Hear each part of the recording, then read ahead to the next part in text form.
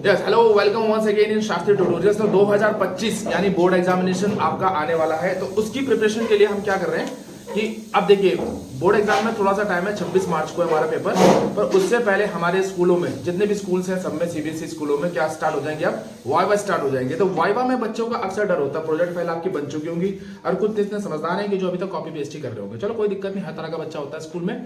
तो without wasting time हम अपना कॉन्सेप्ट स्टार्ट करते हैं। अब देखिए वाइवा में सबसे बड़ा डर ये होता है कि वाइवा में टीचर हमसे पूछेगा क्या। सबको यही डाउट होता है, आप लोगों को भी यही डाउट होता है भाई? Yes sir. बिल्कुल, क्योंकि वाइवा देखो मैं पहले बताता हूँ वाइवा होता क्या है। अक्सर बच्चों को फोबिया होता है कि वाइवा में एग्जामिनर हमसे क्या पूछेगा, कैसे पूछेगा, उसका हम क्या जवाब देंगे। देखो सबसे पहली बात वो भी जो है जैसे आपके स्कूल के टीचर्स हैं तो वो भी एक टीचर ही है, ठीक है ना, ऑब्वियस सी बात है, वो भी एक सब्जेक्ट टीचर ही होंगे।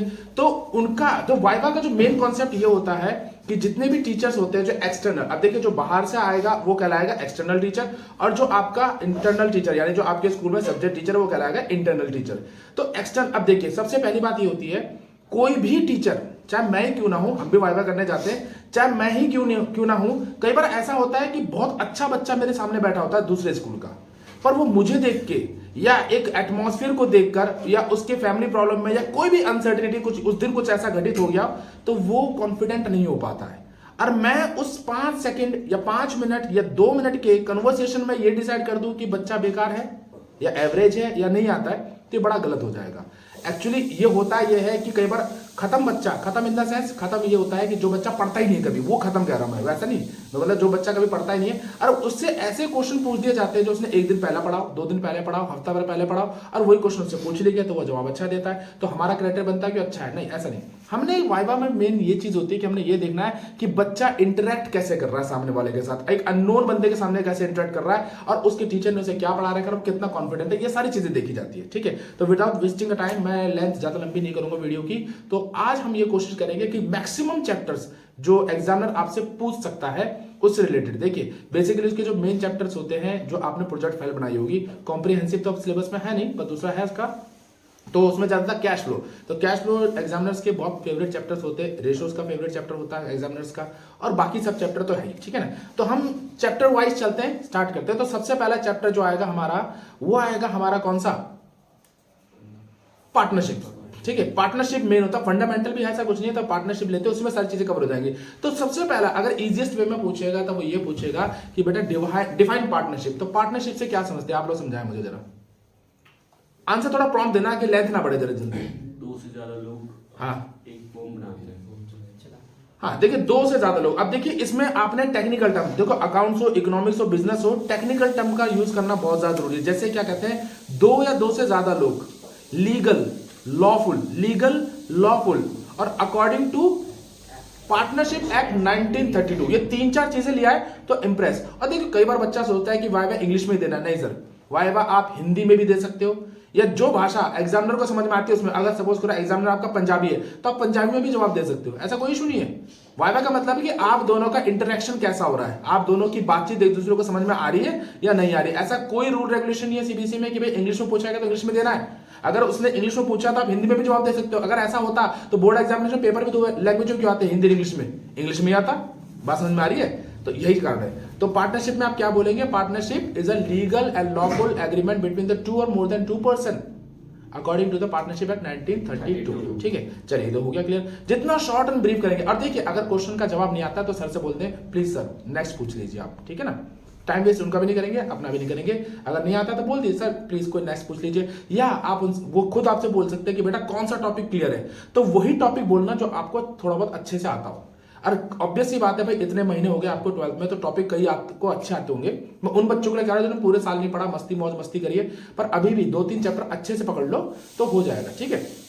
दूसरा क्वेश्चन क्या बनता है, partners current account are open when the capital account are, मतलब कि पार्टनरशिप करंट अकाउंट कब खोला जाता है, जब उनकी कैपिटल कैसी होती है, फिक्स्ड होती है या फ्लक्चुएटिंग होती है या कोई सी भी नहीं होगी, कौन सी, फिक्स। जब भी पार्टनर्स की जो कैपिटल अकाउंट होगा वो फिक्स्ड होगा तो उनके लिए क्या बनेगा, वो कैपिटल जो होगी फिक्स्ड होगी वो क्या बनेगा, उनका करंट अकाउंट बनता है, ठीक है ना। ये चीज हमेशा याद रखिएगा।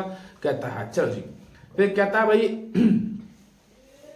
इंटरेस्ट ऑन कैपिटल यानी IOC of partners under the fluctuating capital. अब फ्लक्चुएटिंग कैपिटल में जो इंटरेस्ट कैपिटल होगा वो किस पे लगेगा? अब सबसे पहले क्या होता है, डिसिप्लिन होता है। आप कहां बैठे हो, किधर बैठे हो, ये चीज को आप नोटिस करो। पहले एग्जामिनर के सामने भी जब आप जाए तो पहले उनको विश करिएगा। जब तक वो बैठने के ना बोले तो खुद बैठिएगा भी नहीं। टीचर ने आपके लिए चेयर पहले से ऑफर कर रखी होंगी पर आप बैठेंगे नहीं जब तक वो आपको अलाउ ना करें कि बेटा हैव योर सीट। और जब बैठे तो थैंक यू बोले, तब अपना और बॉडी स्ट्रक्चर स्ट्रेट रखे, ऐसे झूम नहीं बैठेंगे या लुल नहीं। अभी भी देखो आप ऐसे बेंचेस में हाथ रखे बैठे, बिल्कुल स्ट्रेट, बॉडी पोस्चर स्ट्रेट। देखिए आपने कल को बड़ी बड़ी कंपनीज को संभालना है, सीए बनोगे, सीएस बनोगे, या कोई अच्छी प्रोफाइल में जाओगे, एमबीए बीबीए करके कोई बड़े ऑफिसर बनोगे। सर कंपनी पता क्या बोलते हैं, जो अपनी बॉडी का ख्याल नहीं रखना पा रहा, अपने शरीर का ख्याल नहीं रख पा रहा, अपने आप को सीधा नहीं रख पा रहा, वो मेरी कंपनी को सीधा कैसे करेगा?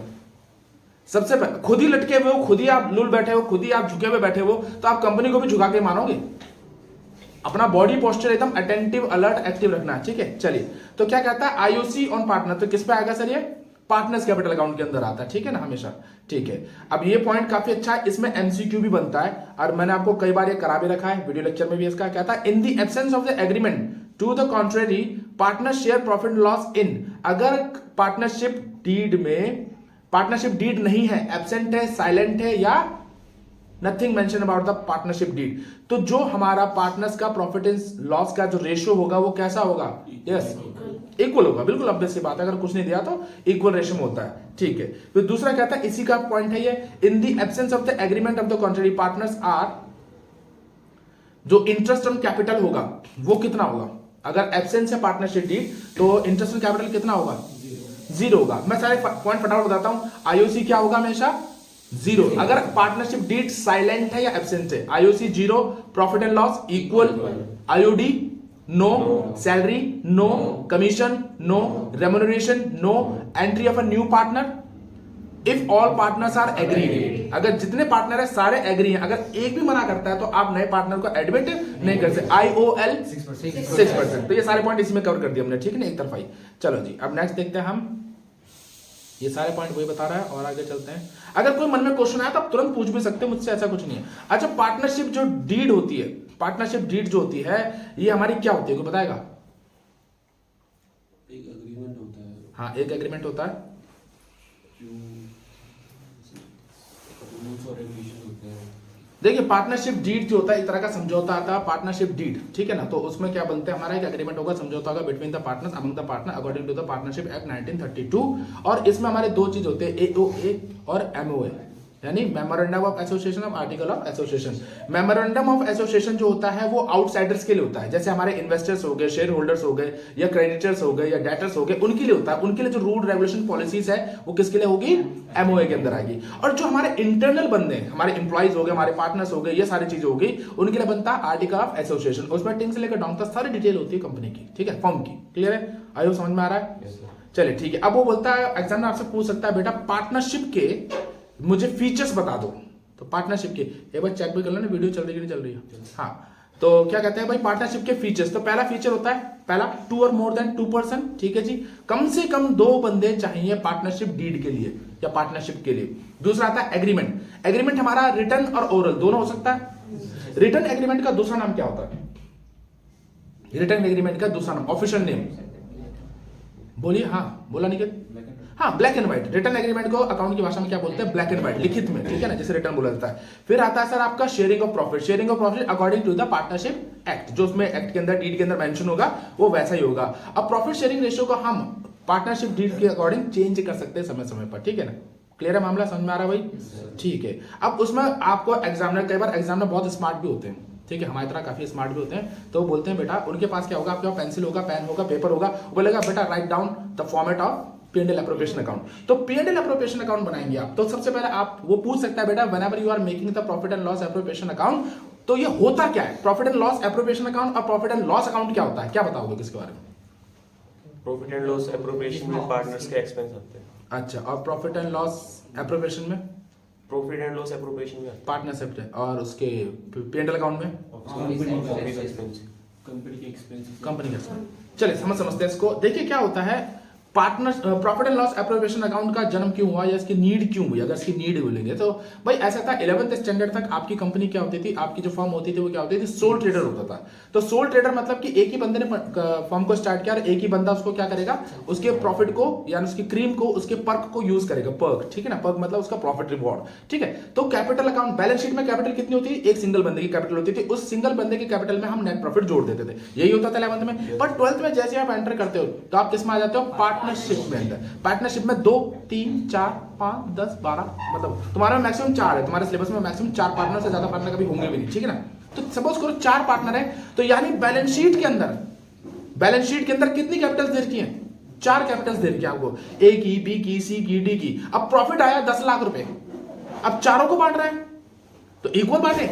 सर अगर इक्वल बांटते हो सकता है गलत हो जाए, पूछो क्यों? क्योंकि हो सकता है ए एक्टिव पार्टनर हो और डी स्लीपिंग पार्टनर हो, जो कॉपी कंपनी आई नहीं रहा, घर बैठ के काम कर रहा है, बस इन्वेस्टमेंट कर रहा है कि घर बैठ के काम कर रहा है, कहानी खत्म। या सी ने ज्यादा हर महीनों ड्राइंग निकाल रहा है, सैलरी भी ले रहा है, तो भाई जिसने कंपनी से पैसा निकालता जा रहा है, फर्म से पैसा निकालता जा रहा है और उसको भी इक्वल प्रॉफिट बांट रहे हैं, और जो कुछ नहीं निकाल रहा उसको भी इक्वल प्रॉफिट बांट रहे हैं, तो बेकार हो जाएगा।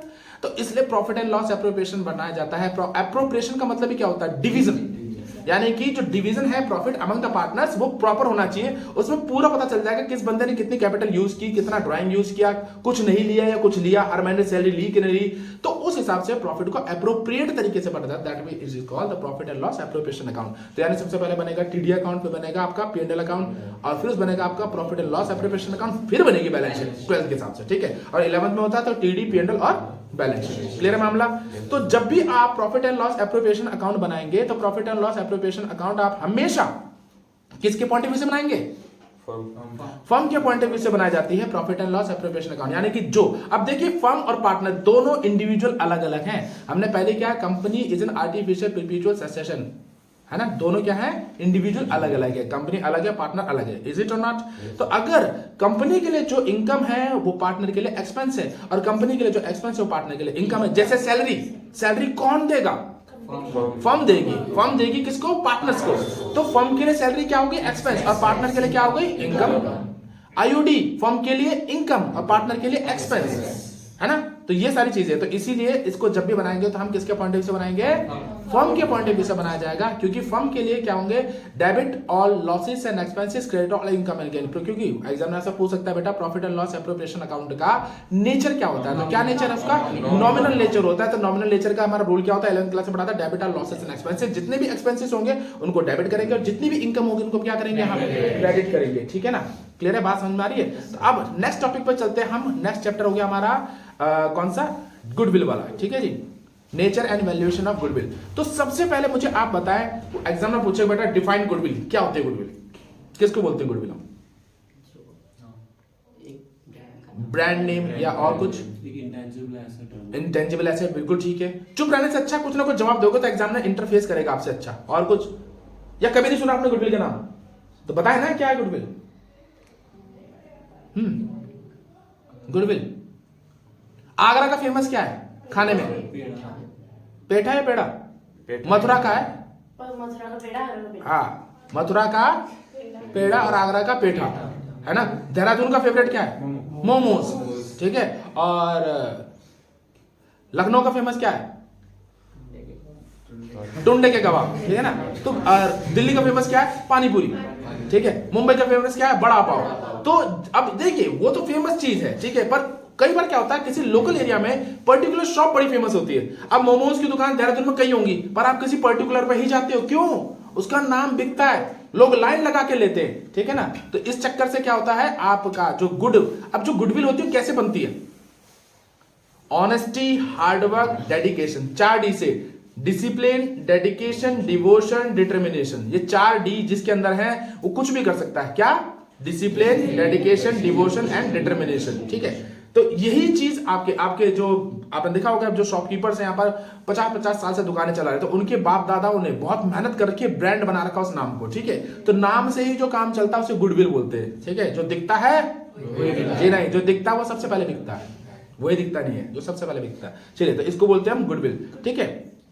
तो गुडविल का अगर आप बोलेंगे तो गुडविल से फायदा क्या होता है, ये इंटेंजिबल एसेट्स है ना, इसकी कोई फिजिकल एग्जिस्टेंस नहीं होती, और गुडविल से हमें ज्यादा प्रॉफिट कमाने में हेल्प होती है। कभी आप फोन लेने जाओ, जब आप अच्छी जॉब करोगे, अपनी कमाई से पहली बार फोन लेने जाओगे, आईफोन लेने चले गए आप, तो क्या दुकानदार को बोलोगे जरा चला के दिखाइयो? वो दुकानदार दिखाएगा अलीबाग से आया है। क्यों भाई? आईफोन का नाम ही बिकता है। उसकी अनबॉक्सिंग आप घर पे जाके करोगे, क्या पता वीडियो बना फिर सेल्फी बनाओ, और कोई भी आईफोन वाला कभी कवर नहीं लगाता और अपनी रिंगटोन भी चेंज नहीं करता है। चलिए छोड़िए हमारी गोली, ये अपने अपने वैल्यूज है, मैं किसी के बारे में कुछ कहना नहीं चाहता, गलत हो जाता फिर। चलिए, तो अब सवाल ये उठता है वैल्यूएशन ऑफ गुडविल। गुडविल की वैल्यूएशन की जरूरत क्या है? वैल्यूएशन का मतलब, मैं थोड़ा ब्रेक लेके पानी पी लूं, आप बताओ वैल्यूएशन ऑफ गुडविल। कोई बाहर परचेज करती है कंपनी, तो उस टाइम गुडविल वैल्यूएट करते हैं। अच्छा देखिए, वैल्यूएशन की जरूरत क्यों पड़ती है गुडविल की? पहला पॉइंट आप बताएंगे उसको, सर हमें वैल्यूएशन क्यों करना है? हमें जब change in profit sharing ratio होगी तब वैल्यूएशन की जरूरत पड़ेगी, या नए पार्टनर को एडमिट करना है, या पूरा पार्टनर रिटायर हो रहा है, या पार्टनर की डेथ हो गई, ठीक है, या क्या कहते हैं आप एमलगमेशन। इसका मतलब क्या होता है? दो कंपनी एक साथ, हाँ, दो कंपनी आपस में जुड़ के काम करना चाहिए। दो कंपनी आपस में क्यों जुड़ती हैं जबकि राइवल है? क्यों जुड़ना चाह रही हैं? ज्यादा प्रॉफिट मोनोपोली हो जाएगी। देखो उसके पीछे रीजन ये है, सपोज करो गवर्नमेंट ने एक कॉन्ट्रैक्ट दिया कि भैया दिल्ली देहरादून एक्सप्रेस वे बनाना है, वैसे बन के तैयार हो चुका, फरवरी में स्टार्ट हो जाएगा। वो मुझसे कह रहे थे आ जाओ, मैंने कहा अभी नहीं आ पाऊंगा, मेरे बोर्ड के एग्जाम चल रहे थे, मैं उद्घाटन नहीं कर पाऊंगा थोड़ा, तो हमारे सीएम वगैरह चले जाएंगे, कोई दिक्कत नहीं। ये मजाक है भाई, कोई अगर पॉलिटिशियन सुन रहा तो प्लीज इसको टेक इट इजी लेके चले, ठीक है। हाँ, तो हम क्या कह रहे थे कि दिल्ली में, हाँ, दिल्ली देहरादून एक्सप्रेस वे दे दिया बना, अब उसको बनाने में 4,000 करोड़ लगने, ठीक है।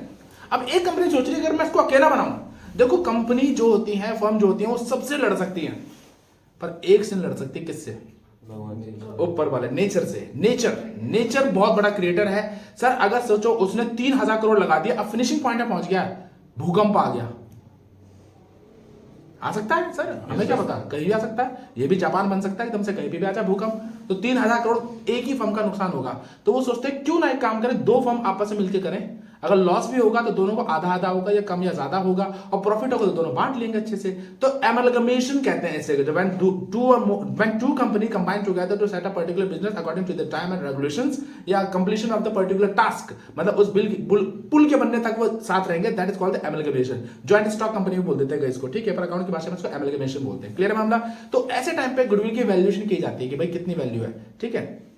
चलिए, या तो फिर वैल्यूएशन तब करेंगे, नया पॉइंट है ये, जब पार्टनरशिप फर्म कंपनी में चेंज होने वाली है। पार्टनरशिप फर्म कंपनी में चेंज होगी तो तब भी वैल्यूएशन की जरूरत पड़ती है। आई होप समझ में आ रहा है। फिर यहां से ये क्वेश्चन तो पक्का पूछेंगे, और ये भी नोट करना भाई, इसका थ्योरी में भी क्वेश्चन आएगा, नहीं आएगा जो मर्जी कहता है, मेरा वीडियो रिकॉर्ड है, वही कमेंट डाल देना पेपर के बाद 26 तारीख के बाद शाम को। सर ये तो क्वेश्चन आया नहीं, आपने कहा था इसमें से आएगा क्वेश्चन, थ्योरी का या एमसीक्यू का पक्का आना है। सर क्या आएगा? एवरेज प्रॉफिट का फॉर्मूला, एवरेज प्रॉफिट का क्वेश्चन, सुपर प्रॉफिट का, कैपिटलाइजेशन का, एवरेज प्रॉफिट और कैपिटलाइजेशन मेथड, सुपर प्रॉफिट और एवरेज प्रॉफिट पक्का करके जाना सर। 3 नंबर का क्वेश्चन बनना है, नहीं बनेगा तो एमसीक्यू तो बनेगा, पक्का बनेगा, ठीक है जी। अब दूसरा आता है परचेज गुडविल और सेल्फ जनरेटेड गुडविल। कुछ समझाएगा क्या होता है परचेज गुडविल और सेल्फ जनरेटेड गुडविल? जब कोई पार्टनर बाहर का वो हमारा फर्म परचेज करता है तो उसका गुडविल भी देता है, तो परचेज गुडविल पार्टनर नहीं खरीदेगा कभी भी। देखिए, whenever you want to sell your business, आप अपने बिजनेस को बेचना चाहते हैं, तो अपने बिजनेस का सपोज करें आपने वैल्यूएशन लगाया 10 करोड़ रुपए, ठीक है, पर सामने वाले को बोल रहे हैं भाई मैं 11 करोड़ में बेचूंगा, और वो देने को तैयार भी है, तो वो 1 करोड़ किसका हो गया? आपकी गुडविल का।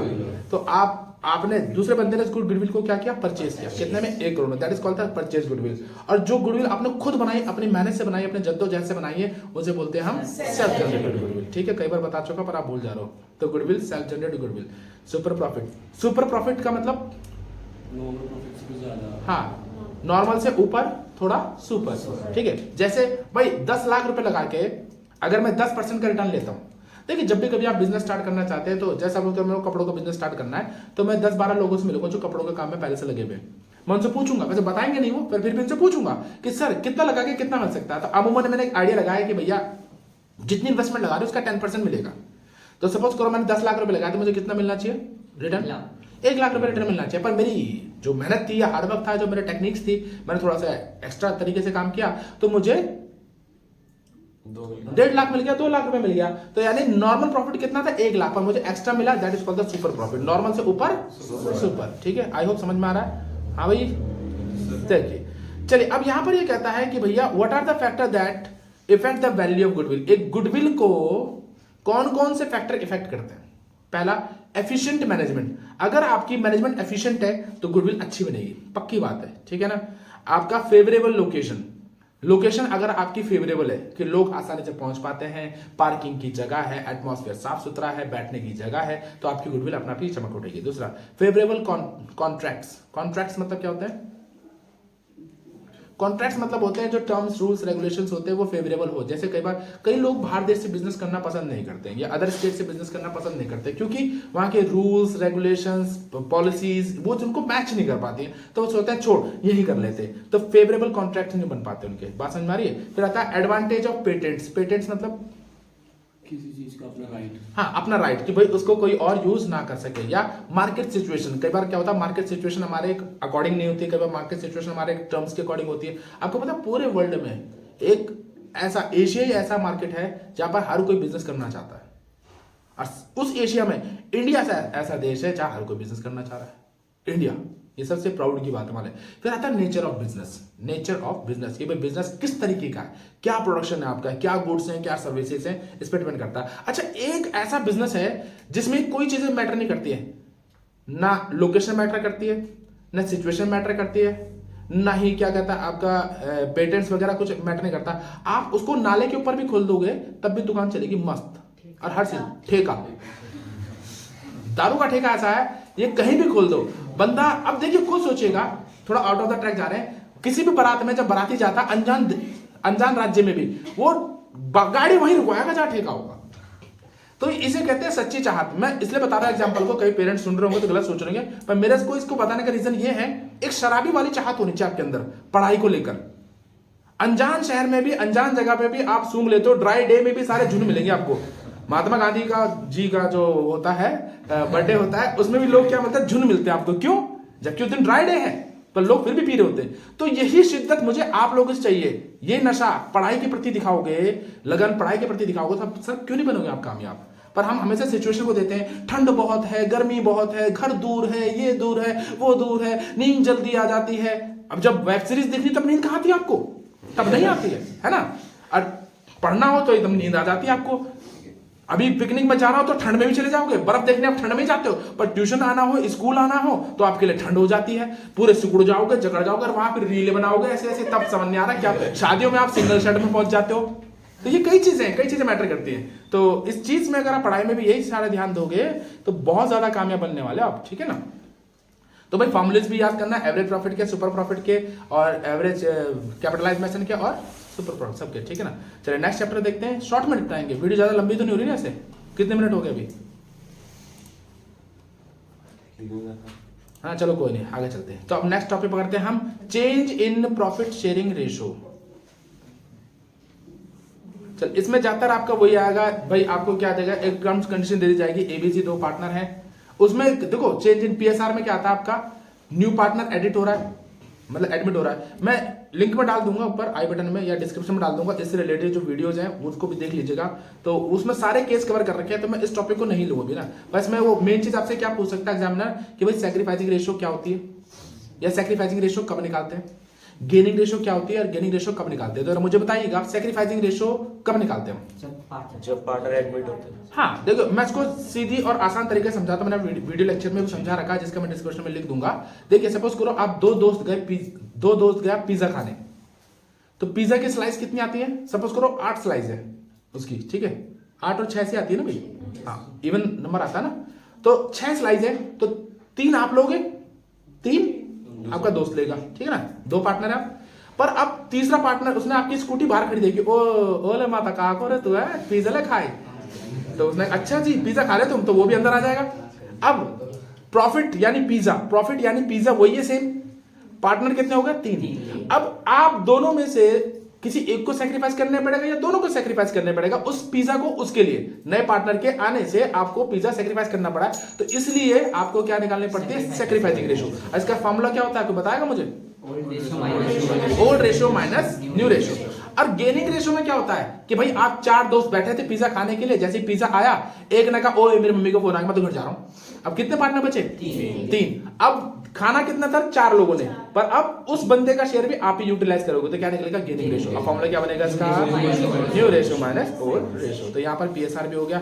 अब चलते हैं हम अपने admission of a partner chapter पे। किस पे चलेंगे हम सर? अपने एडमिशन ऑफ ए पार्टनर। तो सबसे पहले बोलेगा भाई define admission of a partner. तो define admission of a partner क्या होता है?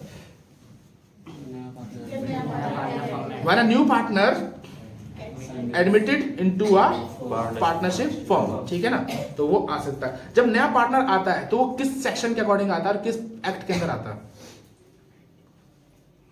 सेक्शन होगा 31 और पार्टनरशिप एक्ट होगा 1932। क्लियर है? सेक्शन क्या होगा आपका? 31 और पार्टनरशिप एक्ट होगा 1932 होगा। ठीक है, तो अब यहां पर ये बात आती है कि भाई जो नया पार्टनर होता है वो दोनों हाथों में 2 चीज लेके आएगा। क्या क्या? Capital and goodwill. कैपिटल क्यों लेके आता है? यस, कैपिटल लाने से क्या होगा? उसका बैलेंस शीट में नेम रिफ्लेक्ट होगा। अगर वो कैपिटल नहीं लेके आएगा तो बैलेंस शीट में उसका नाम ही नहीं आएगा, क्योंकि अगर ओन पार्टनरशिप देखना है तो उसमें ए और बी और सी आ रहे हैं, पर डी का नाम तब आएगा जब it brings a capital into the firm. अब जब पार्टनर कैपिटल लेके आएगा तो जनरल एंट्री क्या बनेगी हमारी? Bank account debit to new partners capital account. C नहीं, डी नहीं, न्यू पार्टनर्स कैपिटल अकाउंट। ठीक है ना? अच्छा, अब दूसरे हाथ में क्या लेके आएगा वो? गुडविल क्यों लेके आता है वो तो बताएगा। हाँ, नया पार्टनर मतलब जिन पार्टनर ने उसके लिए सैक्रिफाइस किया होता है वो पार्टनर, तो उनको कंपनसेट करने के लिए बिल्कुल सही भाई, आयुष का आंसर बिल्कुल ठीक है। जब भी whenever a new partner admitted into a partnership firm, according to that the old partner has to sacrifice their own share in favor of the new partner, but the new partner says that कि you are just giving your share to me, I'll giving a goodwill in the form of the compensation. तो हिंदी में भी समझते हैं, थोड़ा English में बोलना पड़ता है ना, बीच में कई बार बच्चे बोलेंगे सर हिंदी में बात करते हैं इंग्लिश आती नहीं होगी। ठीक है, तो यस, तो क्या होता है जब 2 पार्टनर एडमिट होते हैं और नया पार्टनर तीसरा आने वाला होता है तो वो अपने साथ गुडविल इसलिए लेके आता है क्योंकि ओल्ड पार्टनर को अपने शेयर का सेक्रीफाइस करना पड़ता है उस न्यू पार्टनर के लिए। तो न्यू पार्टनर बोलता है कि भाई आपने मेरे लिए अपने शेयर का सेक्रीफाइस किया, तो मैं जो गुडविल लाऊंगा उसे आप कॉम्पनसेट कर ले। किस रेशो में? सेक्रीफाइसिंग रेशो में। ठीक है, सेक्रीफाइसिंग रेशो में इसलिए किया जाता है क्योंकि हो सकता है कि भैया एक ही पार्टनर सेक्रीफाइस कर रहा हो दूसरा ना कर रहा हो, तो जो सेक्रीफाइस करेगा गुडविल का शेयर उसी को मिला जाएगा। Clear sir? अरे बात समझ में आ रही है? वेरी गुड, ठीक है। और देखिए क्वेश्चन, हाँ, तो यहां पर एक क्वेश्चन है, कहता है रिवैल्यूएशन अकाउंट और profit and loss adjustment account is a. Revaluation account और profit and loss adjustment account हमारे ऑप्शन है real account, nominal account, personal account या नन ऑफ दिस। कौन सा है? कहता है रिवैल्यूएशन अकाउंट और profit and loss account adjustment account is a real account. Real मतलब एसेट से रिलेटेड, नॉमिनल अकाउंट यानी एक्सपेंसेस और इनकम से रिलेटेड, पर्सनल अकाउंट यानी पर्सन से रिलेटेड। None of this. कौन सा आएगा? नॉमिनल आएगा सर। ठीक है, वेरी गुड वेरी गुड। चलिए, अब एक क्वेश्चन बनेगा हमारा WCR का और IFR का। तो क्वेश्चन कहता है कि what you understand by the term WCR। WCR क्या होता है? इसके लिए रिजर्व बना के रखते हैं। देखिए, हर एक समझदार फर्म क्या करती है, अपने वर्कर्स के लिए एक फंड बना के रखती है, क्योंकि देखो अनसर्टेनिटी कभी भी हो सकती है। जो आपके यहाँ पर वर्कर्स काम कर रहे हैं उनके साथ कोई अनसर्टेनिटी हो जाती है। सपोज करें तीनों पार्टनर है, दोनों पार्टनर वहां पर नहीं है, अवेलेबिलिटी नहीं है, तो एट अ टाइम पैसा चाहिए, तो पैसा कैसे यूज किया जाएगा? That particular fund compensate. इसमें भी 4 आते हैं सर, ये फिर बता रहा हूँ, WCR और IFR को अच्छे से करके जाए। 3 नंबर का एक न्यूमेरिकल क्वेश्चन बनना ही बनना है। मैं डिस्क्रिप्शन में फिर से कह रहा हूँ, नोट डाल दूंगा इसका, तो उससे जरूर देखिएगा सर। आई होप वो 4 पॉइंट है इसके, और 4 में से एक ना एक हो जाएगा। हो सकता है 2 पॉइंट आ जाए, 3 पॉइंट आ जाए, तो बिल्कुल करिएगा इसको, लाइट जरा भी ना ले। ठीक है ना? चलिए, और देखिए कोई क्वेश्चन आपके मन में कोई क्वेश्चन आ रहा है तो आप फटाफट पूछ सकते हो। ऐसा कुछ नहीं, कोई भी मन में क्लिक कर रहा है भाई क्वेश्चन, तो आप मुझसे पूछ सकते हो, कोई इशू नहीं है। पूछिए अगर कोई मन में आ रहा है तो। सर पार्टनरशिप और पार्टनरशिप डीड बन रही है। हाँ, ये अच्छा है। पार्टनरशिप डीड और पार्टनरशिप में, अब देखिए पार्टनरशिप क्या होती है। सपोज करो मैं, मेरा दोस्त है सर, तुम और मैं हूं, हम दोनों ने कहा भाई हम दोनों मिलके ना एक कोई बिजनेस स्टार्ट करेंगे, पर हमने कोई आपस में कोई लिखित एग्रीमेंट नहीं किया। तो कल को क्या हो सकता है कि आप मेरे साथ चीट कर सकते हो या मैं आपके साथ चीट कर सकता हूं, उसमें कोई लीगल इंटरफेरेंस नहीं है, न कोई हमारे लीगल डॉक्यूमेंटेशन हुआ, ना रिटन एग्रीमेंट हुआ, मुंह जबानी हुआ। अब मुंह जबानी तो तब हुआ करता था जब रघुकुल रीत सदा चली जाए, प्राण जाए पर वचन ना जाए। अब तो प्राण भी चला जाएगा, वचन भी चला जाएगा, बंदा भी चला जाएगा, और बिजनेस आपका हो जाएगा, क्योंकि जिसकी लाठी उसका भैंस होता है। अब वो समय चला गया कि भैया पापा ने कहा श्री राम जी को कि बेटा आप जाओ, तो चुपचाप चले गए। अगर आपसे बोला जाए बेटा कल को आपके नाम में रजिस्ट्री होनी है, और सुबह मैंने मना करते बेटा रजिस्ट्री नहीं हो पाएगी, तेरे ना छोटे भाई को देना है, आप जीना मन ना कर दोगे बराबर, ठीक है ना।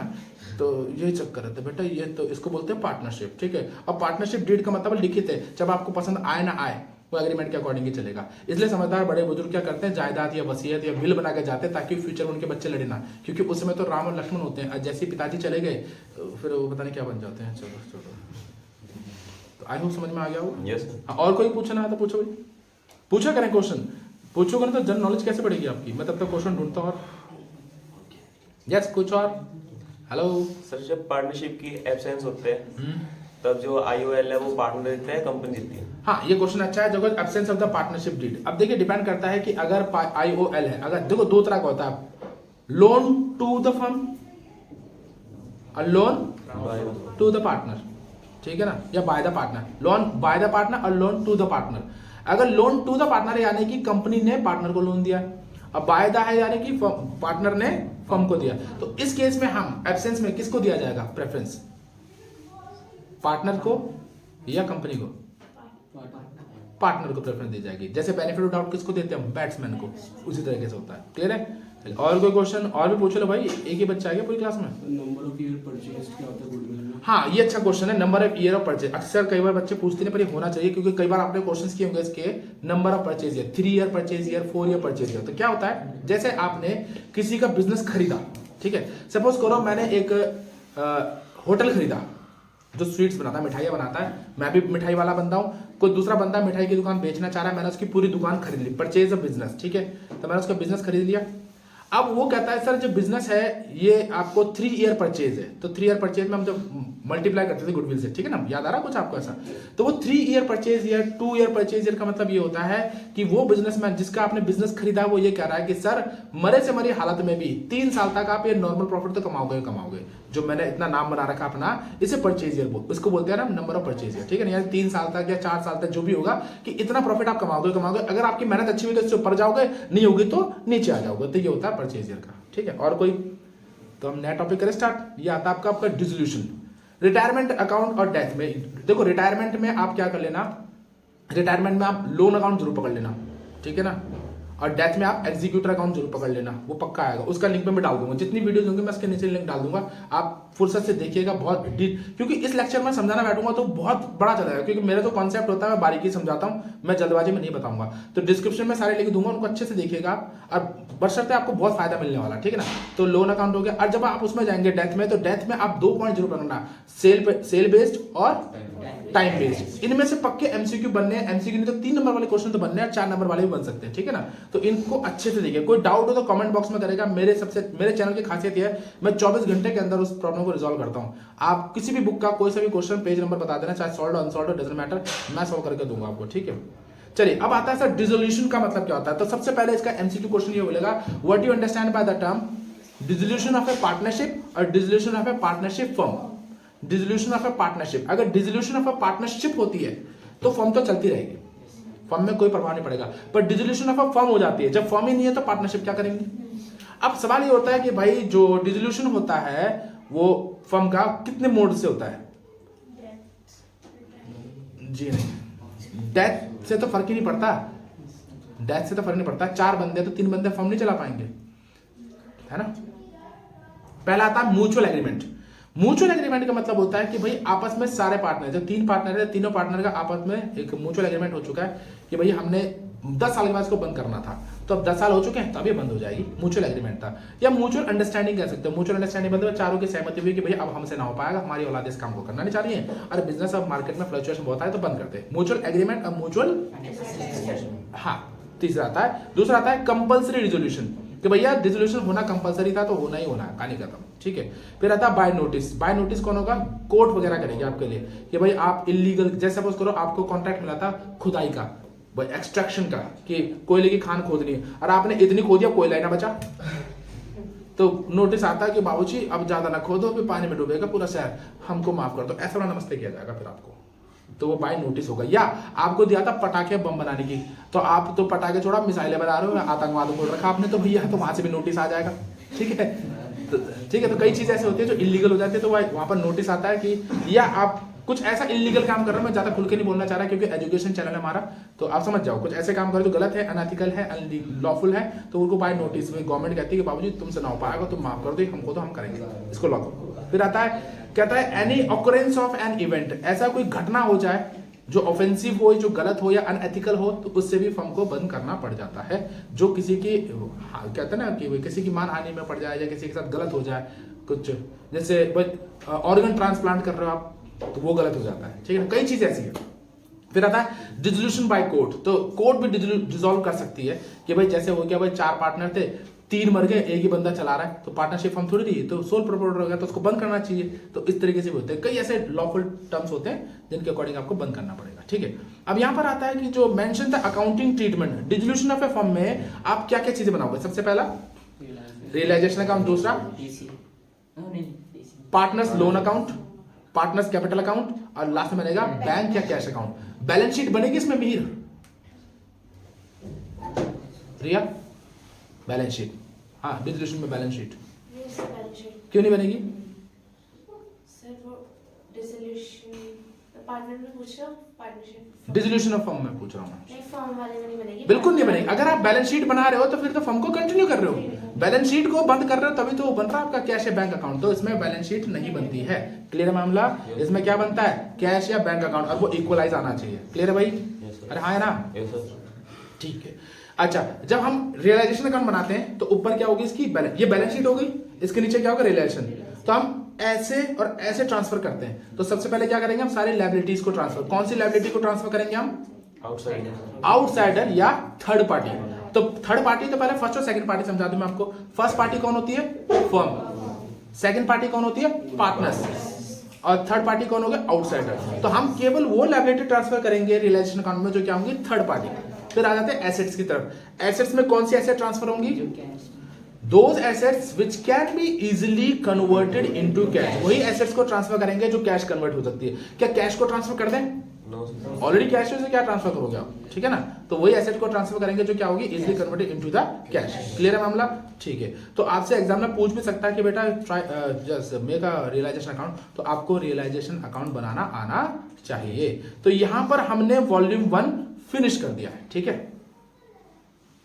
चलिए वॉल्यूम 1 हम निपटा चुके हैं, तो अब वॉल्यूम 2 की तरफ चलते हैं। और वॉल्यूम 2 जो है, मैं खासकर उन बच्चों के लिए बोलूंगा जो बच्चे पूरे साल मौज मस्ती में रहे। जो हर तरह का बच्चा होता है, कोई बच्चे होते हैं बहुत डेडिकेटेड होते हैं, पहले दिन से पढ़ना शुरू करते हैं, कुछ बच्चे होते हैं बीच में पढ़ते हैं, और किसी ने तो अभी तक पढ़ना शुरू नहीं किया हुआ। तो मोरल डाउन नहीं करना है, आप चिंता ना करिए, लाइव लेक्चर लेंगे। मैं एक गारंटी कह लो, चलो ऐसा कराएंगे कि पास तो मैं कराई दूंगा, जितने भी ऑनलाइन लेक्चर मेरे सुन रहे हैं उनको पास कराई देंगे। ऐसे कुछ चुनिंदा, देखो हमारे पास एक ही चीज है, आप में और मेरे में सबसे बड़ा फर्क है दिवाली का। आपसे ज्यादा दिवाली देखी है मैंने, यानी एक्सपीरियंस। तो उस एक्सपीरियंस का निचोड़ हम देंगे। सर अगर उन्हीं क्वेश्चंस को भी कर लेंगे तो फेल तो नहीं हो रहे आप, पक्की बात है, पास करवा देंगे, ठीक है। बस थोड़ा सा भरोसा रखना पड़ेगा। और भी यूट्यूबर्स हैं बहुत अच्छा कर रहे हैं सब, उनको भी देखिएगा, हमारी भी हेल्प ले लो, कोई इशू नहीं है। क्वेश्चंस आपको वो भी यही बताएंगे, हम भी यही बताएंगे, क्योंकि हम सब में एक ही चीज कम्युनिटी है, क्या, टीचर्स कम्युनिटी की हम, ठीक है। और हो सकता है वो ज्यादा एक्सपीरियंस्ड हो, मैं कुछ नहीं कह रहा मैं अच्छा हूं या वो बुरा है, कुछ नहीं भाई, हम ऐसा बोलते भी नहीं है, पर करते एक कोर्स। हम सबका एक ही मोटिव है कि आपको बस अच्छे नंबरों से पास करा दे। और अच्छे तो चलो क्या ही आएंगे जब पढ़ाई नहीं जिसने पूरे साल, पर ये पास तो हो ही जाओगे, ठीक है ना। टू बी फ्रैंक, जो स्ट्रेट बात है, ठीक है। तो विदाउट वेस्टिंग टाइम हम करते हैं वॉल्यूम 2, जिसे बोलते हैं कंपनी अकाउंट, ठीक है। कंपनी अकाउंट में हमारे बेसिकली 2 चैप्टर बनेंगे। 17 नंबर का बनेगा हमारा शेयर, और 7 नंबर का बनेगा हमारा डिबेंचर। तो यानी 24 नंबर का पूरा चैप्टर हो गया। सर 24 में से अगर आप 10 भी ले आते हो, जिसको शेयर आ गया, डिबेंचर काफी हद तक आ गया। डिबेंचर में 4-5 टॉपिक और है, उनको भी हम डिस्क्रिप्शन में डाल दूंगा। सर ये वाइवा का जो लेक्चर है, इसके अंदर जो डिस्क्रिप्शन है वो ज्यादा इंपॉर्टेंट है। वो कहां पर आएगा, थ्योरी पे। और उन थ्योरी लेक्चर को आप जब उन वीडियो के लिंक्स को आप दोबारा समझोगे, पढ़ोगे, तो सर आपका थ्योरी भी क्लियर हो जाएगा, वाइवा भी क्लियर हो जाएगा। पर उनको भी समझना अच्छे से, सुनना, लेक्चर को सुनना, हेडफोन लगा के मस्त आराम से सुनना, रिलैक्स मूड पे बहुत अच्छे से लेक्चर मैंने डिफाइन करेगा। क्योंकि मेरी जो नेचर है, मैं हर एक चीज को बारीकी से लूंगा, जल्दबाजी में करता भी नहीं हूं, ताकि वो फ्यूचर में भी काम आ जाए आपके, ठीक है। तो चलिए स्टार्ट करते हैं कंपनी। तो 17 और 7 यानी 24 नंबर का पूरा ये सेकंड वॉल्यूम है आपके पास। तो सबसे पहला आएगा what you understand by the term company. Company क्या होती है बताओ? Legal separate entity. Legal separate entity, legal मतलब कानूनी तौर पे, सेपरेट मतलब एकदम अलग है, ऑनर से अलग है, सेपरेट होगी। Entity according to the company act 1956 और अमेंडेड एक्ट 2013। क्लियर है सर? तो इसको ज्वाइंट स्टॉक कंपनी बोलते थे जब यहाँ पर दो कंपनी आपस में मिल जाती हैं। तो kinds of company, kinds of company हमारी तीन तरह की होती है बेसिकली। वन पर्सन कंपनी और वन पर्सन कंपनी, ये इंडिया में अलाउ नहीं है, ये बाहर देशों में। वन पर्सन कंपनी यानी कि जिसको सिंगल बंदा इसको हैंडल करता है, ठीक है। इसमें कोई टर्म्स और कंडीशंस और लीगल फॉर्मेलिटीज होती है, वो देख के करना पड़ता है। दूसरा होता है प्राइवेट कंपनी। प्राइवेट कंपनी में कंपलसरी है कि उसके नाम के पीछे प्राइवेट लिमिटेड लिखा होगा और पब्लिक लिमिटेड यानी गवर्नमेंट लिमिटेड, यानी इसमें पब्लिक लिमिटेड लिखा होना जरूरी है। तो पब्लिक लिमिटेड कंपनी में हमारे आते हैं एनटीपीसी हो गया, ओएनजीसी आ गया, या आपका वो आ गया, क्या नाम है उसका, सेल आ गया, गेल आ गया, या ऑयल इंडिया लिमिटेड, ये सारी कंपनी आती है, ठीक है, जो गवर्नमेंट अंडरटेकिंग कंपनीज होती है हमारी, ठीक है। तो तीन तरह की होती है। अच्छा, आप सोच रहे हैं मैं हंस के रहा हूँ, एक्चुअली मेरा बेटा उठ चुका है, आपको पीछे दिख ही रहा होगा शैतान सा। चलिए ठीक है, तो हम देख अब क्या था, इनकॉर्पोरेशन ऑफ ए कंपनी। अच्छा, जब आप 11th में अकाउंटिंग इक्वेशन से क्वेश्चन करते थे तो अकाउंटिंग इक्वेशन से क्वेश्चन में आता था आपका इनकॉर्पोरेशन, स्टार्टेड, कमेंस्ड, ऐसा आता था ना। तो स्टार्टेड, कमेंस तो वही होते हैं जो बिजनेस को शुरू करना, स्टार्ट करना। इनकॉर्पोरेट हमेशा कंपनी होती है। इनकॉर्पोरेट कंपनी की होती है कि whenever you are starting a company it is compulsory that you have to register that particular company into the registrar office. तो कई कंपनी में देखा होगा उनके नाम के आगे ऊपर आर लिखा होता है। अब ये मत सोचना कि आर का मतलब राजशास्त्री होता है, ठीक है, आर का मतलब होता है रजिस्टर्ड, ठीक है। तो वो रजिस्टर्ड कंपनी है तो वो पेटेंट राइट्स होकर उस नाम को कोई और बंदा यूज नहीं कर सकता है, ठीक है। तो उसे इनकॉर्पोरेटेड बोला जाता है। तो उसमें सबसे पहले क्या होता है, इसमें 4 चीफ स्ट्रेटजीज होती है। पहला होता है प्रमोशन। प्रमोशन मतलब कि अपने प्रोडक्ट के बारे में जानकारी देना और उसका प्रमोशन करना। इनकॉर्पोरेटेड यानी कि रजिस्टर्ड करना। इनकॉर्पोरेशन का मतलब क्या होता है, रजिस्ट्रेशन ऑफ अ कंपनी। फिर होता है कैपिटल सब्सक्रिप्शन। शेयर में सबसे पहले ये बताना पड़ता है whenever you are registered your company, whenever you are incorporated company to the registrar office, तो आपको ये बताना पड़ता है कि भाई पूरे टेन्योर में आप अपनी मैक्सिमम कैपिटल कहां तक राइज करोगे, 1 करोड़ तक, 10 करोड़ तक, 20 करोड़ तक, 100 करोड़ तक, ठीक है। तो वो क्या कहलाता है, आपका कैपिटल सब्सक्रिप्शन कहलाता है। क्लियर मामला। फिर आता है कमेंसमेंट ऑफ द बिजनेस। फिर उसके बाद आप बिजनेस को क्या करोगे, कमेंस्ड करोगे, शुरू करोगे, ठीक है। तो अब आता है कि बेटा what is a share, what is a share capital of A company, ये क्या होता है, कौन बताएगा मुझे। हाँ, स्मॉलेस्ट डिनोमिनेशन। सपोज करो आपकी 10 लाख की पूरी है शेयर कैपिटल, ठीक है। 10 लाख का आपका ऑथराइज कैपिटल है, जैसे क्या बोलते हैं आप, authorise capital, registered capital, nominal capital. 3 नाम होते हैं इसके, ऑथराइज, रजिस्टर्ड और नॉमिनल। तो 10 लाख का है आपका, तो 100 रुपए के हिसाब से शेयर है, तो 10 लाख अपन 100 कितना आ गया शेयर, ठीक है। तो 10,000 शेयर हो गए हमारे। अब शेयर को हम 2 तरीके से कुछ इशू करते हैं, या तो इक्विटी शेयर या प्रेफरेंस शेयर। इक्विटी शेयर्स क्या होते हैं, इक्विटी शेयर जो ऑनर्स के होंगे शेयर, और प्रेफरेंस शेयर जो पब्लिक के पास होंगे, ठीक है ना। चलिए, तो ये हमारे 2 तरह के हो गए। अच्छा जी, ये किस सेक्शन के अंदर आते हैं, सेक्शन 43 2013 कंपनी एक्ट, सेक्शन 43 का एक्ट के अंदर आता है, काइंड्स ऑफ शेयर्स, ठीक है। ठीक है, तो अब अच्छा, इसमें बैलेंस शीट को भी एक बार देख लेना, बैलेंस शीट कैसे बनती है, क्या बनती है। फिर इसका टॉपिक आता है what is issue of share. Issue of share का मतलब क्या होता है कि हर फर्म को, सॉरी हर कंपनी को, यहाँ पे फर्म भी बोलेंगे नहीं हम, क्या बोलेंगे, कंपनी। फर्म का बोलेंगे पार्ट 1 में, वॉल्यूम 2 में क्या चलेगा हमारा सारा कंपनी। कंपनी में क्या होता है, मिनिमम 51, मैक्सिमम नो लिमिट, ठीक है ना, पता कितने भी हो सकते हैं। तो हर कंपनी क्या करती है, हर कंपनी को क्या चाहिए, ग्रोथ चाहिए। अब ग्रोथ कहां से आएगी, पैसे से आएगी, फंड से आएगी। और फंड्स कहां से आएगा, पब्लिक से अगर पैसा लिया जाए तो ज्यादा फायदेमंद रहेगा, ठीक है ना। तो पब्लिक से पैसा लिया जाता है, तो जो पब्लिक जो पैसा लेगी वो उसके बदले कंपनी से हमारा क्या ले लेगी, एक शेयर ले लेगी। 1 शेयर ले लेगी, 10 शेयर ले लेगी, 100 शेयर, जैसे उनकी कैपेसिटी है, तो वो उतने शेयर्स के मालिक हो जाते हैं वो बंदे, कौन, पब्लिक, ठीक है। तो उसको बोला जाता है इशू ऑफ शेयर। यानी कि कंपनी क्या करती है, एक प्रोस्पेक्टस इशू करती है, उसमें लिखा होता है कि भाई इतना का शेयर है, फेस वैल्यूज की। अगर उसमें 100 रुपए लिखा तो एक शेयर की कीमत कितनी होगी, 100 रुपए। अगर मेरे को सपोज करो 100 शेयर चाहिए तो मेरे को कितने रुपए देने पड़ेंगे, 10,000 रुपए। 10,000 रुपए के मुझे 100 शेयर पड़ेंगे, ठीक है, बात समझ में आ रही है। फिर इसमें आता है सर ओवर सब्सक्रिप्शन और अंडर सब्सक्रिप्शन। उसका मतलब क्या होता है, कंपनी ने अगर 10,000 शेयर इशू किए, कंपनी ने अगर 10,000 शेयर इशू किए और पब्लिक ने केवल 9,000 शेयर खरीदे, तो ये कहलाएगा क्या, अंडर सब्सक्रिप्शन। अब अंडर सब्सक्रिप्शन में केस होता है, क्या केस होता है, 90%। yes, whenever a company issue a shares, at least 90% shares should be subscribed by the people. अगर कंपनी ने कोई शेयर इशू किए हैं तो कम से कम 90% शेयर इशू हो जाने चाहिए। अगर नहीं होते तो फिर वो नलिफाइड हो जाएगा, आप शेयर इशू करने लायक नहीं है। अच्छा, ये वाला ले लो आप, ठीक है। तो नेक्स्ट आता है फिर ओवर सब्सक्रिप्शन। आपने 10,000 शेयर इशू किए और आपके पास कितने आ गए, 12,000 आ गए, 13,000 आ गए, या 11,000 आ गए, यानी ओवर आ गए। अब ओवर में 3 केस आते हैं, कौन बताएगा, सर एक रिफंड, रिफंड, यानी कि जो 2000 एक्स्ट्रा है वो पूरे वापस कर दिए, पहला रिफंड, फर्दर एडजस्ट कर दिया, उसको आगे हमने फर्दर अलॉटमेंट में कर दिया, फर्स्ट कॉल में कर दिया, फाइनल कॉल में कर दिया, तीसरा दोनों का कॉम्बिनेशन कर दिया, कुछ वापस कर दिया, कुछ हमने फर्दर कर दिया। Very good. फिर इसके बाद आता है सर शेयर इशू हो चुका है। शेयर हमारा कितने तरीके से इशू हो सकता है? हाँ विपांशी, शेयर हमारा कितने तरीके से इशू हो सकता है? हाँ दो तरीके। कौन कौन से? वेरी गुड राशि।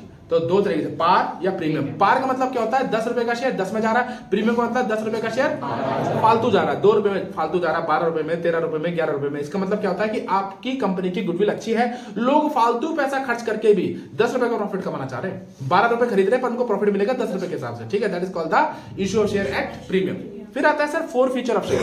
फोर फीचर का मतलब क्या होता है कि भाई जब कोई शेयर होल्डर अपने सारे टर्म्स को, जैसे application, allotment, first call, final call, या कोई कॉल नहीं दे पाता या अलॉटमेंट मनी नहीं दे पाता है, तो कंपनी क्या करती है उसको 15 दिन के बाद रिग्रेट लेटर भेजती है कि भैया कि फटाफट अपना पेमेंट जमा करिएगा। नहीं कर पाता उसके बाद शेयर को क्या करती है? फोरफिट कर लेती है, जब्त कर लेती है। जितना पैसा वो दे चुका वो सारा कंपनी ले लेती है और कहती है now from that day you are not suppose to be the share holder of our company. आज के दिन से आप हमारी कंपनी के शेयर होल्डर नहीं हो, कहानी खत्म, ठीक है।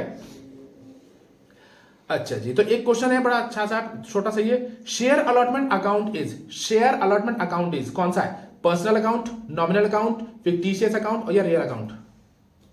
Share allotment account personal, nominal, fictitious या रियल? यस बताएं जल्दी। पर्सनल अकाउंट है भाई, क्योंकि पर्सन को तो अलॉट करेंगे हम, तो पर्सनल अकाउंट हुआ। क्लियर है? नया क्वेश्चन था, भूल गए, चले कोई नहीं।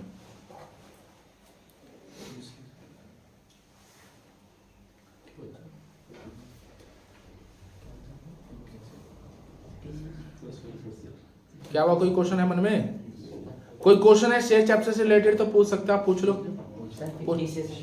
अच्छा, फिक्टिशियस अकाउंट क्या होते हैं? फिक्टिशियस एसेट्स क्या होते हैं वो समझ लेते हैं। अकाउंट या फिक्टिशियस अकाउंट या एसेट्स, देखिए वो खर्चे जो आपके खर्चे मेंशन नहीं होते बैलेंस शीट में पर फ्यूचर में एग्जिस्ट करते हैं, वो फ्यूचर में एग्जिस्ट करते हैं। जैसे आपने आपका चेक बाउंस हो गया, बिल रिसीवेबल बाउंस हो गया, तो उसके ऊपर जो खर्चा लगा वो आपके अकाउंट में जाएगा, ठीक है। तो इस तरह के जो छोटे मोटे खर्चे होते हैं जो मेंशन नहीं होते एट प्रेजेंट करंट सिनेरियो में, पर फ्यूचर में जहाँ पे इंपैक्ट डाल देते हैं, आपके खर्चे को बढ़ा देते हैं या आपकी इनकम को बढ़ा देते हैं, वो चीजें कहलाती है आपके फिक्टिशियस एसेट्स या फिक्टिशियस लायबिलिटी वगैरह, ठीक है जी। चलिए, तो अब हम चलते हैं डिवेंचर्स की तरफ। अच्छा, एग्जाम में पूछेगा बेटा शेयर और डिवेंचर में सबसे बड़ा फर्क क्या है, तो क्या बता सकते हो?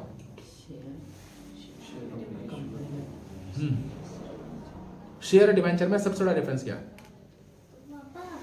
डिवेंचर में पैसे नहीं होते। देखिए, आप उससे बोलेंगे sir debenture mean loan from public और शेयर मीन, तो डिवेंचर का मतलब क्या होता है? Loan from public. अब देखिए, पहले तो मैं इसको ये रोकता हूं, थोड़ा और डिटेल में चलता हूं। शेयर और डिवेंचर दो तरह की चीजें होती हैं। हाँ, बहुत चल रहा। तो शेयर क्या होता है? जिन कंपनी की गुडविल अच्छी है, जैसे टाटा, बिरला, अंबानी, अडानी, शास्त्री ट्यूटोरियल्स। देखो, अपने प्रोडक्ट का डेफिनेशन खुद देनी पड़ेगी। देखो, कई लोगों को दिक्कत हो रही है शास्त्री ट्यूटोरियल्स नहीं, अगर नहीं होता तुम यहाँ की बैठी होती भाई। मार्केट में इतने सारे इंस्टीट्यूट से वहीं चल जाता है, यहाँ क्यों है ना भाई? नाम बिकता है तभी तो चलता है। चलिए, तो टाटा, बिरला, अंबानी, अडानी और शास्त्री ट्यूटोरियल्स, देखो अपने प्रोडक्ट में भरोसा बहुत जरूरी है। तो जिनका नाम बिकता है वो शेयर इश्यू कर सकते हैं, लोग उनके नाम से ही शेयर खरीदेंगे। पर भाई जिन लोगों को जानते नहीं लोग, जैसे आप कोई कार खरीदते हो, मोटरसाइकिल खरीदते हो, तो बेटा कार होंडा या हीरो या लेंसर, इन सब के तो नाम को जानते हो, पर भाई जिन टायरों को नट कस रहा है उसको भी तो कोई कंपनी बना रही होगी, फैक्ट्री बना रही होगी, क्या उनको पैसे की जरूरत नहीं है? तो वो अगर शेयर इशू करेंगे तो कोई खरीदेगा नहीं, तो उनको क्या इशू करना पड़ता है? डिबेंचर्स। जिन कंपनी का नाम नहीं होता है, जिनको लोग नहीं पहचानते, तो उन्हें भी पैसा चाहिए होता है, तो वो डिबेंचर इशू करते हैं। तो डिबेंचर का मतलब होता है लोन फ्रॉम पब्लिक और शेयर मतलब funds from public in the replacement of in the alteration of shares, ठीक है। और लोन फ्रॉम पब्लिक यानी डिबेंचर, ठीक है। तो दोनों के टर्म्स अलग है, क्लियर है। तो डिबेंचर यानी कि डिबेंचर हमारे कई तरह के होते हैं, उनको भी देख लेते हैं। पहला, from the security point of view, debenture security point of view का मतलब होता है कि भाई आप सिक्योर्ड हैं कि अगर कल को कंपनी नहीं कमाती तब भी आपको पैसा मिलेगा, चाहे वो अपना एसेट सोल्ड आउट करे, चाहे अपने कोई भी चीज बेचे, पर आपको पैसा मिलेगा। दूसरा होता है redemption point of view. Debenture का रिडेम्पशन पॉइंट ऑफ व्यू होता है, रिडेम्पशन मतलब होता है रीपेमेंट ऑफ अ लोन, ठीक है ना, या रीपेमेंट ऑफ द डिबेंचर। और रीपेमेंट क्यों बोलते हैं वो डिबेंचर लेक्चर का मैं लिख दूंगा, उसमें प्लीज डिटेल करें, मैं लेक्चर को बढ़ाना नहीं चाह रहा हूं ज्यादा। फिर आता है from the record point of view, कि डिबेंचर का आप रिकॉर्ड बना कर रख सकते हो, क्या है, कितना है, कैसा है, कब कब उसका होना, क्योंकि डिबेंचर जो होता है लॉन्ग टर्म होता है सर, वो 1 साल 2 साल का नहीं होता, 4 साल 5 साल 10 साल 15 साल के लिए होता है, ठीक है। फिर प्रायोरिटी पॉइंट ऑफ व्यू, यानी कि कुछ डिबेंचर होल्डर को पहले प्रायोरिटी दी जाएगी, जैसे आपका प्रेफरेंस शेयर पर इक्विटी में होता है, तो प्रेफरेंस और इक्विटी में पहले प्रेफरेंस किसको देते हैं हम, प्रेफरेंस शेयर होल्डर्स को देते हैं, ठीक है ना। तो कूपन रेट, कूपन रेट का मतलब क्या होता है, हर आपने देखा होगा प्रेफरेंस शेयर के आगे लिखा होता है 10%, 12%, 13%, ये हमारा कूपन रेट कहलाता है। यानी कि फर्स्ट डे ही डिसाइड हो गया था कि जिस दिन से आप डिबेंचर खरीदते हो उस दिन से आपको इतना रिटर्न मिलना शुरू हो जाएगा। अब रिटर्न जो होता है हर साल भी हो सकता है, क्वार्टरली भी हो सकता है, ईयरली भी हो सकता है, 6 मंथ भी हो सकता है, ठीक है ना। फिर कन्वर्टिबिलिटी ऑफ पॉइंट, यानी कन्वर्टिबिलिटी का मतलब होता है डिबेंचर को आप इक्विटी शेयर में कन्वर्ट भी कर सकते हो। क्लियर है? अरे हाँ है ना, यस सर। ठीक है। और कोई पॉइंट नहीं, और देख ले हम कुछ, और कुछ देख लें। अच्छा, डिबेंचर में आप कोलेटरल सिक्योरिटी का पॉइंट जरूर पढ़ लेना भाई, आएगा, उसका भी लिंक मैं डाल दूंगा कि उसमें अपने उसमें कोलेटरल सिक्योरिटी हो गया, या debenture issued at a loss या डिस्काउंट जिसे बोलते हैं वो भी है। इसका एक न्यूमेरिकल क्वेश्चन पक्का बनेगा। मेरे इन पॉइंट्स को ध्यान रखना है जिनको मैं कह रहा हूँ पक्का बनेगा, तो सर पक्का का मतलब पक्का ही बनेगा, ठीक है। तो यहाँ पर हमारा वॉल्यूम 2 भी क्या हो चुका है, फिनिश। अब हम चलते हैं वॉल्यूम 3 की तरफ। तो वॉल्यूम 3 हमारा आ जाता है कहाँ पर, चलो देखते हैं। चलिए, वॉल्यूम 1 और वॉल्यूम 2 हमने अच्छे से निपटा दिया। अब वॉल्यूम 3 की तरफ चलते हैं। देखिए, कुछ हो सकता है क्वेश्चन तुमसे छूट गए हों, या हो सकता है कुछ क्वेश्चन मैंने डिस्कस ना किए हों। देखो, एट रैंडम जो मेरी स्क्रीन पे आ रहे थे मैं उनको बता दिया, पूछता गया और समझाता गया। अगर आपको कोई डाउट आता है तो आप कमेंट बॉक्स में डाल सकते हो, मैं तुरंत जवाब दे दूंगा, ठीक है ना, क्योंकि आजकल थोड़ा एक्टिवेट हो रखा है इसमें, और मैं चाहता हूँ आपका वाइवा अच्छा ही जाए, जिससे आपका फेथ बढ़े, ठीक है। चलिए, तो हम दूसरे चैप्टर 3rd वॉल्यूम में चलते हैं, जिसमें बहुत इंपॉर्टेंट चैप्टर है हमारा, कौन सा, कैश फ्लो स्टेटमेंट। कितने मार्क्स का आता है बताइए, अरे बोलो, 12 मार्क्स हैं? 12। देखो, 34 मार्क्स की तो वॉल्यूम 1 हो गई, 24 मार्क्स की वॉल्यूम 2 हो गई, अब 60 हो गए, तो 20 मार्क्स का ये 3rd वॉल्यूम आपका, ठीक है। 20 मार्क्स का आपका 3rd, नहीं थोड़ा बहुत 2-3 नंबर ऊपर नीचे होता है, ऐसा कुछ नहीं है, क्या करो 20 मार्क्स का आपका क्या आ जाएगा, 3rd वॉल्यूम। क्लियर है? पहले क्या होता था आपका वाइवा में रिटर्न, वाइवा में पहले रिटर्न भी होता था, कैश फ्लो उसमें भी आता था आपका, ठीक है। पर अब रिटर्न 2 सालों से हट चुका है, तो आपके लिए बहुत अच्छा होगा, सीधा वाइवा ही होता है। क्लियर है? तो चलो हम चलते हैं कैश फ्लो स्टेटमेंट। तो कैश फ्लो स्टेटमेंट क्या होता है? सबसे पहला सवाल तो ये पूछेगा बेटा, what you understand by the term cash flow statement? कौन बताएगा? Yes Yeshi, cash flow statement.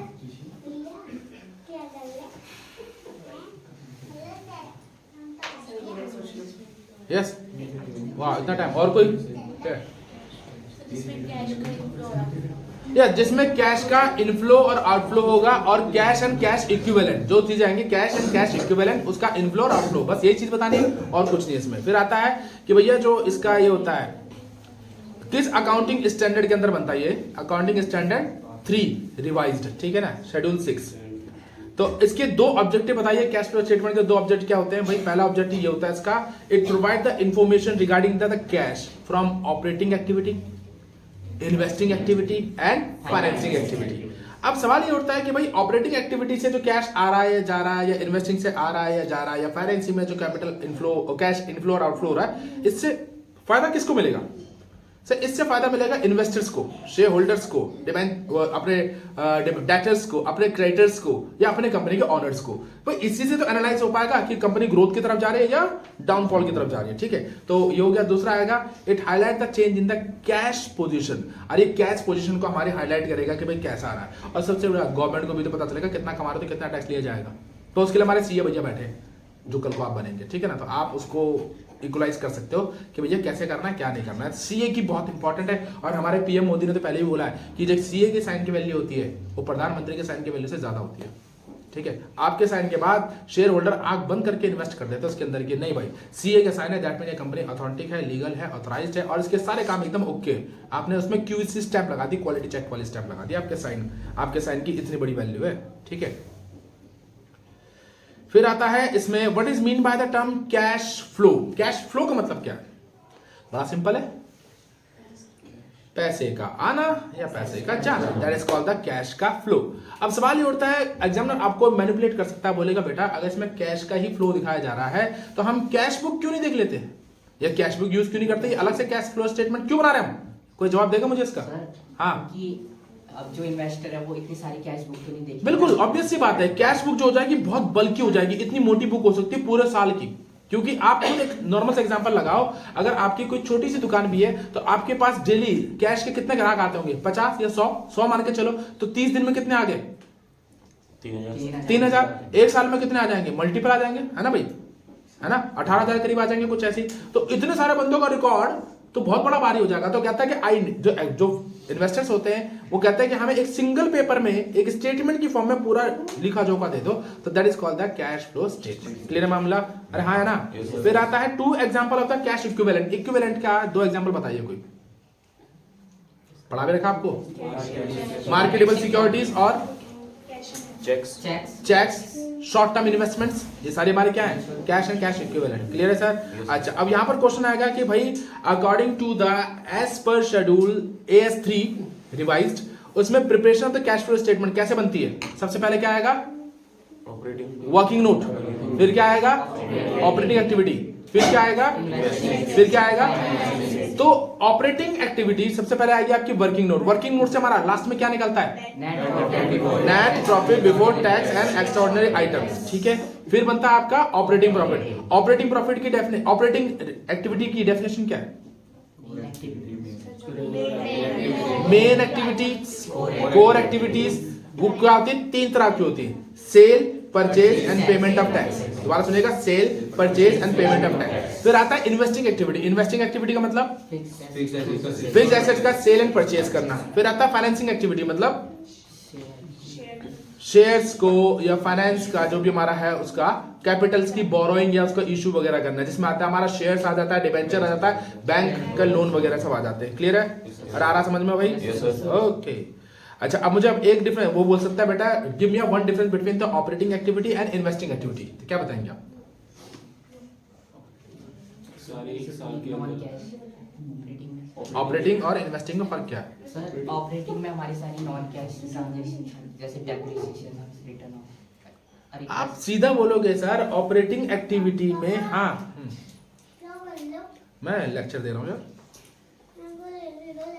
अच्छा, आपको भी दे रहा हूँ लेक्चर, आप बैठ जाओ इधर। हाँ, operating activity related to the sale and purchase. ठीक है, पहले बताया था, वही कोर एक्टिविटी बता रहे हैं। और investing activity sale and purchase of fixed assets. उसमें सेल एंड परचेज आ रहा है बस, किसका? गुड्स एंड सर्विसेज का। इसमें किसका आ रहा है? फिक्स्ड एसेट्स का सेल एंड परचेज। फिर वो बोलेगा इन्वेस्टिंग एक्टिविटी और फाइनेंसिंग में डिफरेंस बताओ। तो क्या बताओगे आप? सर एक में बताएंगे, इन्वेस्टिंग में बताएंगे sale of fixed, sale and purchase of fixed asset. और फाइनेंसिंग में? फाइनेंसिंग में शेयर एंड जितने हमारे by generating funds from shares and debenture and loan from the borrowing। Simple था। तो ठीक है बेटा, यही अपने लेक्चर को हम स्टॉप करते हैं। कोई चैप्टर्स वगैरह छूट गए या कोई पॉइंट या कोई क्वेश्चन छूट गया, अच्छा तो कुछ रह गया तो पूछ लो, अभी चांस है आपके पास 1-2 मिनट। अच्छा, शेयर चैप्टर में जतिन का सवाल है, शेयर चैप्टर में स्वेट इक्विटी शेयर क्या होता है? देखिए, हमने पहले बताया था आपको कि भाई कंपनीज में अब 2013 के बाद हम कोई भी शेयर डिस्काउंट में इशू नहीं कर सकते। कोई भी शेयर डिस्काउंट में इशू नहीं कर सकते, पार में ही इशू करेंगे या प्रीमियम पे। 10 रुपए का शेयर 10 में जाएगा या 10 रुपए का शेयर 12 में जा सकता है, पर 10 रुपए का शेयर 9 रुपए में भी नहीं जाएगा।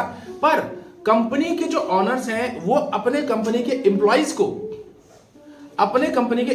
को केवल शेयर को सस्ते रेट में बेच सकते हैं, जिसे बोला जाता है हमारा स्वेट इक्विटी शेयर। हाँ भाई, मेरा बेटा कुछ कहना चाहता है आप लोगों से, सब्सक्राइबर से, बोलिए जरा। हाँ सब्सक्राइब। मेरे पापा को क्या बोल रहे थे आप? नहीं, मेरे पापा कुछ कह रहे थे आप। हाँ भाई, मेरे पापा को लाइक करना, बच्चे की बात का ध्यान रखना। ठीक है, ओके, थैंक यू।